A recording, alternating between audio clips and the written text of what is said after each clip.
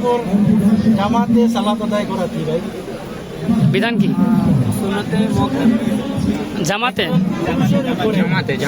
জামাতে সালাত আদায় করা কি একজন পুরুষের উপরে, যেমন মহিলাদেরকে তারা বাড়িতে সালাত করবে। যদি ফরজ হয় এক্ষেত্রে হ্যাঁ ফরজ হয়, জামাত তো ফরজই হয়। প্রত্যেকটা ওয়াক্ত কিন্তু আদায় করতে হবে। এই জন্য কিন্তু ছাড় দেওয়া হয়েছে। সুন্নতের দুইটা প্রকার, সুন্নতে মুআক্কাদা, সুন্নতে জায়েজ। সুন্নতে জায়েজ মানে সুন্নতে মুআক্কাদা আছে। প্রশ্ন বুঝেন নাই। একজন পুরুষের উপরে জামাতের সাথে সালাত আদায় করা কি ফরজ সালাত? ফরজ, কিন্তু এই জন্য যে ওই ফরজ সালে যে গুনাহ সে কিন্তু সুন্নতে মুআক্কাদা হিসেবে ফরজটা কিন্তু এক আদায় করতে পারবে। ফরজটা তখন হয় যখন এটা আদায় না করলে একবারে গুনাহ হয়ে যায়।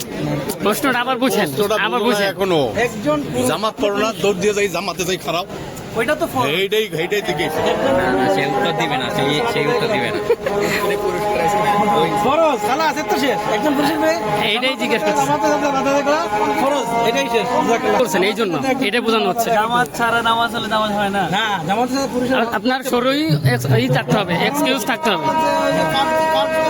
আপনার শরীর যে সমস্ত এইগুলো দিছে, যে রুকসাতগুলো দিছে, এই কারণগুলো আপনি জামাত ছাড়তে পারেন। ওই কারণ না থাকলে ঠিক আছে, উনি প্রশ্নের উত্তর সঠিক দিয়েছে। জি, জামাতের সাথে পুরুষে সালাত আদায় করতে হবে এবং সেটা পড়া ফরজ। ফরজ। জাযাকাল্লাহ খাইর ভাই।